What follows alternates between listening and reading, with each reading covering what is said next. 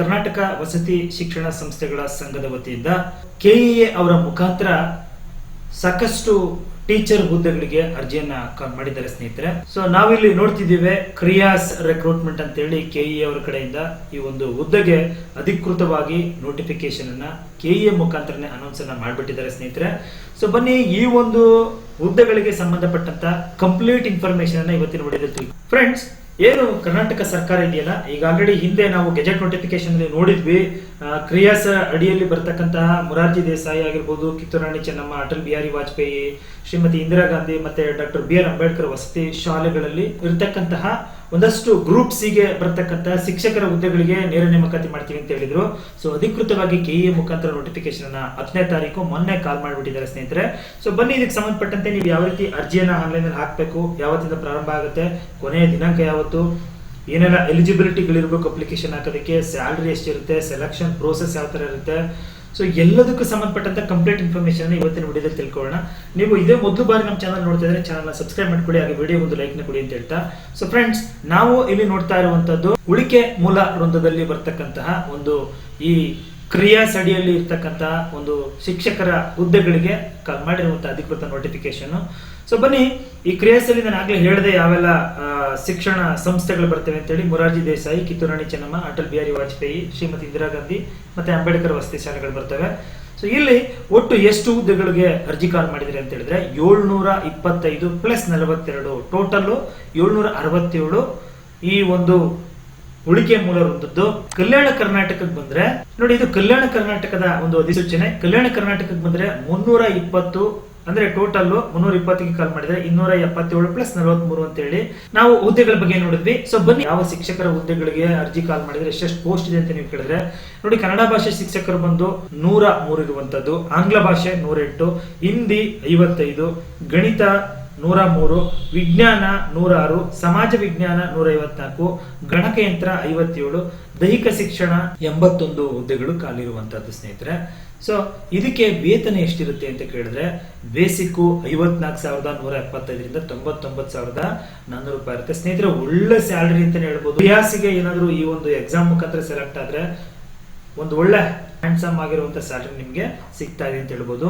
So ಇದು ಹುದ್ದೆಗೆ ಸಂಬಂಧಪಟ್ಟಂತ ಮಾಹಿತಿ ಆಯ್ತು. ಇಲ್ಲಿ ಕೆಳಗಡೆ ಬಂದ್ರೆ ಈ ಒಂದು ಹುದ್ದೆಗಳಿಗೆ ಸಂಬಂಧಪಟ್ಟಂತೆ ಶೈಕ್ಷಣಿಕ ವಿದ್ಯಾರ್ಥಿಗಳು ಏನಿರಬೇಕು ಅನ್ನೋದು ಇಂಡಿವಿಜುವಲ್ ಸಬ್ಜೆಕ್ಟ್ ವೈಸ್ ವಿದ್ಯಾರ್ಥಿಯನ್ನ ಇಲ್ಲಿ ಮೆನ್ಷನ್ ಮಾಡಿದ್ದಾರೆ. ನೀವು ಕನ್ನಡ ಟೀಚರ್ಗೆ ಏನಾದ್ರು ಅಪ್ಲೈ ಮಾಡ್ತೀರಾ ಅಂತ ಹೇಳಿದ್ರೆ, ಸೊ ನೀವು ವಿಶ್ವವಿದ್ಯಾನಿಲಯದಿಂದ ಕನ್ನಡ ಭಾಷೆಯನ್ನ ಒಂದು ಐಚ್ಛಿಕ ವಿಷಯವನ್ನಾಗಿ ಓದಿ ಕಲಾ ವಿಭಾಗದಲ್ಲಿ ನೀವು ಸ್ನಾತಕೋತ್ತರ ಪದವಿಯನ್ನು ಪಡೆದಿರಬೇಕು ಅಥವಾ ಕನ್ನಡ ಪಂಡಿತ್ ಕೋರ್ಸ್ ಅಲ್ಲಿ ಉತ್ತೀರ್ಣ ಆಗಿರಬೇಕು, ಜೊತೆಗೆ ವಿಶ್ವವಿದ್ಯಾನಿಲಯದಿಂದ ಕನ್ನಡ BEd ಅನ್ನ ಮಾಡಿರ್ಬೇಕು ಅಂತ ಹೇಳ್ತಾರೆ.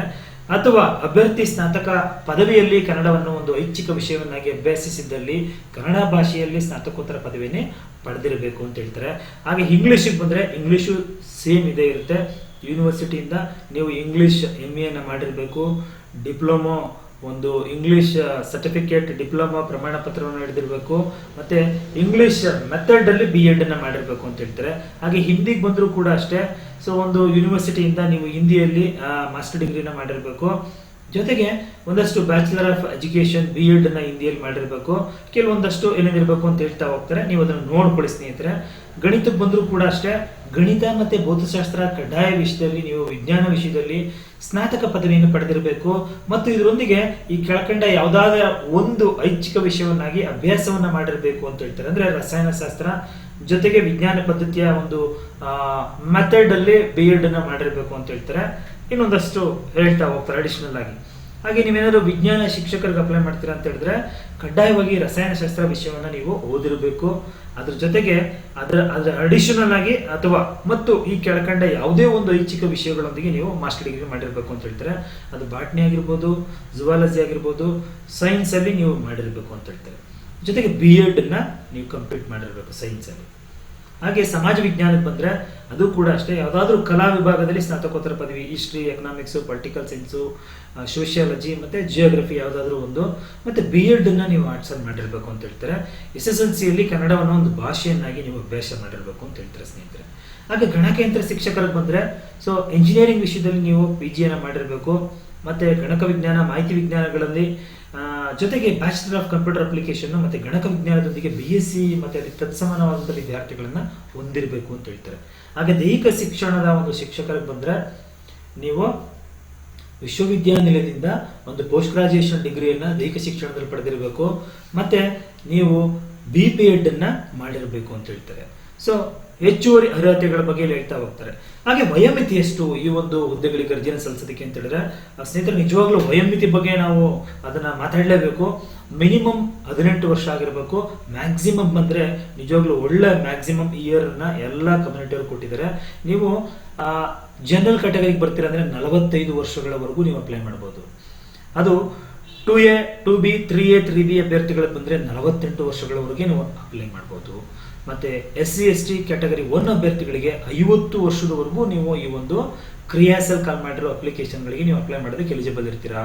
ಇದೊಂದು ಸುವರ್ಣಾವಕಾಶ ಅಂತ ಹೇಳ್ಬೋದು. ದಯವಿಟ್ಟು ಎಲ್ಲರೂ ಅಪ್ಲೈ ಮಾಡಿ, ಇದನ್ನ ಸದುಪಯೋಗ ಪಡಿಸ್ಕೊಳ್ಳಿ ಅಂತ ಹೇಳ್ತಾ, ಹಾಗೆ ಬಂದ್ರೆ ಇಲ್ಲಿ ಕೆಳಗಡೆ ಇನ್ನೊಂದಷ್ಟು ನೀವು ಡಿಪಾರ್ಟ್ಮೆಂಟ್ ಅಲ್ಲಿ ಇದೀವಿ, ನಾವು ಮಾಜಿ ಸೈನಿಕರಾಗಿದ್ದೀವಿ, ನಮಗೆ ಎಷ್ಟು ಅಂತ ಹೇಳ್ತಾ ಹೋದ್ರೆ ಅಡಿಷನಲ್ ಆಗಿ ಕೊಟ್ಟಿದ್ದಾರೆ, ನೋಡ್ಕೋತಾ ಹೋಗಿ ಫ್ರೆಂಡ್ಸ್. ಅರ್ಜಿನ ಯಾವ ರೀತಿ ಸಲ್ಲಿಸಬೇಕು ಅಂತ ಕೇಳಿದ್ರೆ, ಸೊ ನೀವು ಈ KE ಅವರ ವೆಬ್ಸೈಟ್ ಗೆ ಹೋಗಿ cetonline.karnataka.gov.in ನಲ್ಲೇ ಸಲ್ಲಿಸಬೇಕು. ಆನ್ಲೈನ್ ನಲ್ಲೇ ಅಪ್ಲೈ ಮಾಡಬೇಕು, ಬೇರೆ ಯಾವ ಮಾಡಲು ಇದನ್ನ ಅಕ್ಸೆಪ್ಟ್ ಮಾಡಲ್ಲ. ಇನ್ನೊಂದು ವೆರಿ ಇಂಪಾರ್ಟೆಂಟ್ ಆಗಿ, ನೀವು ಒಂದು ಸಲ ಎಂಟ್ರಿ ಮಾಡುವಂತ ಮಾಹಿತಿನ ತಿದ್ದುಪಡಿಗೆ ಅವಕಾಶ ಇರಲ್ಲ. ಬಹಳ ಕೇರ್ಫುಲ್ ಆಗಿ ಇನ್ಫಾರ್ಮೇಶನ್ ಅನ್ನ, ನಿಮ್ಮ ಡೀಟೇಲ್ ಅನ್ನ ಎಂಟ್ರಿ ಮಾಡಿ. ಹಾಗೆ ಆನ್ಲೈನ್ ಅರ್ಜಿ ಸಲ್ಲಿಸೋದಕ್ಕೆ ಪ್ರಾರಂಭಿಕ ದಿನಾಂಕ ಯಾವತ್ತು ಅಂತ ಕೇಳಿದ್ರೆ ಸ್ನೇಹಿತರೆ, ಇದೇ ಜೂನ್ ತಿಂಗಳು 15ನೇ ತಾರೀಕಿಂದ ಅಪ್ಲಿಕೇಶನ್ ಆನ್ಲೈನ್ ನಲ್ಲಿ ಓಪನ್ ಆಗುತ್ತೆ. ಸೊ ನಿಮಗೆ ಅರ್ಜಿ ಸಲ್ಲಿಸೋದಕ್ಕೆ ಕೊನೆಯ ದಿನಾಂಕ ಬಂದು ಮುಂದಿನ ಆಗಸ್ಟ್ 13ನೇ ತಾರೀಕುವರೆಗೂ ನೀವು ಅರ್ಜಿನ ಸಲ್ಲಿಸಬಹುದು. ಶುಲ್ಕ ಪಾವತಿಯನ್ನು ಮಾಡೋದಕ್ಕೆ ಆಗಸ್ಟ್ 14ನೇ ತಾರೀಕುವರೆಗೂ ನಿಮಗೆ ಅವಕಾಶವನ್ನು ಕೊಟ್ಟಿರ್ತಾರೆ. ಓಕೆ, ಸೊ ಇಲ್ಲಿ ನಿಮಗೆ ವೇತನ ಎಷ್ಟು ಅಂತ ನೀವು ಕೇಳಿದ್ದೆ ಆದ್ರೆ, ಸೊ ಬೇಸಿಕ್ 54,175ರಿಂದ 99,400 ಇರುತ್ತೆ. ನಾನು ಆಲ್ರೆಡಿ ಹೇಳಿದೆ ಅದನ್ನ. ಸೊ ಶುಲ್ಕ ಎಷ್ಟು, ಈ ಒಂದು ಅರ್ಜಿ ಶುಲ್ಕ ಎಷ್ಟು ಅಂತ ಕೇಳಿದ್ರೆ, ಸೊ ಸಾಮಾನ್ಯ ಅರ್ಹತೆ ಅಥವಾ ಇತರೆ ಪ್ರವರ್ಗಗಳಿಗೆ 750 ಆಗಿರುತ್ತೆ. ಇದರಲ್ಲಿ 500 ರೂಪಾಯಿ ಅರ್ಜಿ ಶುಲ್ಕ, 250 ಪ್ರಕ್ರಿಯೆ ಶುಲ್ಕ ಅಂತ ಕಟ್ಟಬೇಕು. ಈ ಶುಲ್ಕವನ್ನ ಯಾವುದೇ ಕಾರಣಕ್ಕೂ ವಾಪಸ್ ಕೊಡಲ್ಲ ಅಂತ ಹೇಳಿದ್ದಾರೆ. ಮತ್ತೆ SC ST ಕ್ಯಾಟಗರಿ 1 ಅಭ್ಯರ್ಥಿಗಳು, ಮಾಜಿ ಸೈನಿಕರು ಮತ್ತೆ ತೃತೀಯ ಲಿಂಗದ ಅಭ್ಯರ್ಥಿಗಳಾಗಿದ್ರೆ ನೀವು 500 ರೂಪಾಯಿ ಅರ್ಜಿ ಶುಲ್ಕವನ್ನು ಕಟ್ಟಬೇಕು. ವಿಶೇಷ ಚೇತನ ಅಭ್ಯರ್ಥಿಗಳಾದ್ರೆ 250 ಮಾತ್ರ ನೀವು ಕಟ್ಟಬೇಕಾಗಿರುತ್ತೆ. ಹುದ್ದೆಗೆ ಸೆಲೆಕ್ಷನ್ ಹೆಂಗಿರುತ್ತೆ ಅಂತ ಕೇಳಿದ್ರೆ, ಸ್ಪರ್ಧಾತ್ಮಕ ಪರೀಕ್ಷಾ ವಿಧಾನದ ಮುಖಾಂತರ ನಿಮ್ಮನ್ನ ಆಯ್ಕೆ ಮಾಡ್ತೀವಿ ಅಂತ ಹೇಳ್ತಾರೆ. ಇದು ಹೆಂಗಿರುತ್ತೆ ಅಂತ ಹೇಳಿದ್ರೆ, ಆಫ್ಲೈನ್ OMR ಟೈಪ್ ಅಲ್ಲಿ ಎಕ್ಸಾಮ್ ನಡೆಸ್ತಾರೆ.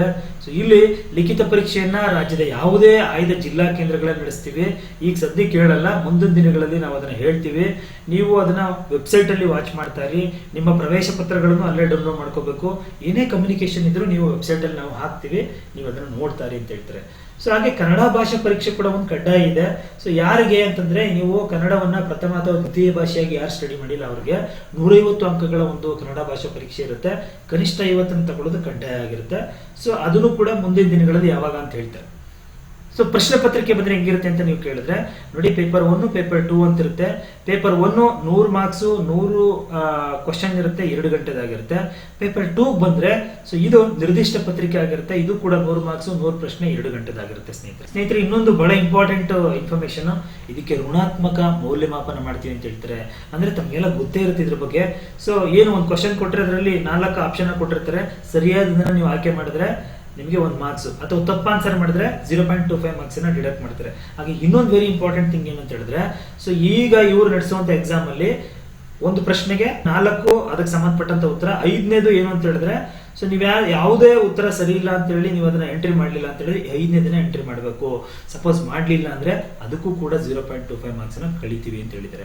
ಅರ್ಹತಾ ಷರತ್ತುಗಳನ್ನ ಒಂದಷ್ಟು ಹಾಕಿದ್ದಾರೆ, ನೀವು ನೋಡ್ಕೊಳ್ಳಿ. ನೀವು ಅರ್ಜಿನ ಹಾಕೋದಕ್ಕೆ ಮುಂಚೆ ನಿಮ್ಮ ಪಾಸ್ಪೋರ್ಟ್ ಭಾವಚಿತ್ರನ ಎಷ್ಟು ಸ್ಕ್ಯಾನ್ ಮಾಡಬೇಕು, ಎಷ್ಟು KB ಇರಬೇಕು, ಮತ್ತೆ ನಿಮ್ಮ ಡಾಕ್ಯುಮೆಂಟ್ಸ್ ಗಳನ್ನ ಯಾವ ತರ ಸ್ಕ್ಯಾನ್ ಮಾಡಬೇಕು, ನಿಮ್ಮ ಸಿಗ್ನೇಚರ್ನ ಯಾವ ತರ ಮಾಡಬೇಕು, ಹೆಂಗ್ ಸ್ಕ್ಯಾನ್ ಮಾಡಬೇಕು, ಎಲ್ಲದರ ಬಗ್ಗೆ ಮಾಹಿತಿಯನ್ನು ಕೊಟ್ಟಿದ್ದಾರೆ.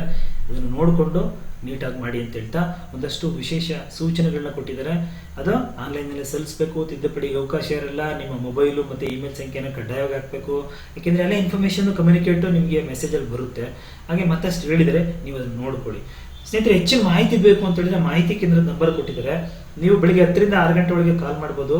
ಸೊ ನಂಬರ್ ಬಂದು 080223400460. ಫ್ರೆಂಡ್ಸ್ ನೋಡಿದ್ರಲ್ಲ, ಇದು ಕರ್ನಾಟಕ ಪರೀಕ್ಷಾ ಪ್ರಾಧಿಕಾರದ ವತಿಯಿಂದ ಅಧಿಕೃತವಾಗಿ ಕರ್ನಾಟಕ ವಸತಿ ಶಿಕ್ಷಣ ಸಂಸ್ಥೆಗಳಲ್ಲಿ ಇರ್ತಕ್ಕಂತಹ ಹುದ್ದೆಗಳಿಗೆ ನಾವು ಆನ್ಲೈನ್ ಮುಖಾಂತರ ಅರ್ಜಿನ ಕಾಲ್ ಮಾಡಿ ರೆಕ್ರೂಟ್ ಮಾಡ್ತೀವಿ. ಅದಕ್ಕೆ ಸಂಬಂಧಪಟ್ಟಂತಹ ಕಂಪ್ಲೀಟ್ ಇನ್ಫಾರ್ಮೇಶನ್ ಮಾಹಿತಿ ಉಪಯುಕ್ತವಾಗಿದ್ರೆ ವಿಡಿಯೋ ಒಂದು ಲೈಕ್ನ ಕೊಟ್ಟು ಇದೇ ರೀತಿ ಅಪ್ಡೇಟ್ಸ್ಗಳಿಗೆ ನಮ್ಮ ಚಾನಲ್ ಅನ್ನು ಸಬ್ಸ್ಕ್ರೈಬ್ ಮಾಡ್ಕೊಳ್ಳಿ ಅಂತ ಹೇಳ್ತಾ, ಹೆಚ್ಚು ಜನರಿಗೆ ಇದನ್ನ ಶೇರ್ ಮಾಡಿ ಅಂತ ಹೇಳ್ತಾ, ಮುಂದಿನ ವಿಡಿಯೋದಲ್ಲಿ ಮತ್ತೊಂದು ಹೊಸ ವಿಷಯದೊಂದಿಗೆ ಮುಂದೆ ಬರ್ತೀನಿ. ಅಲ್ಲಿವರೆಗೂ ಥ್ಯಾಂಕ್ ಯು, ಬೈ.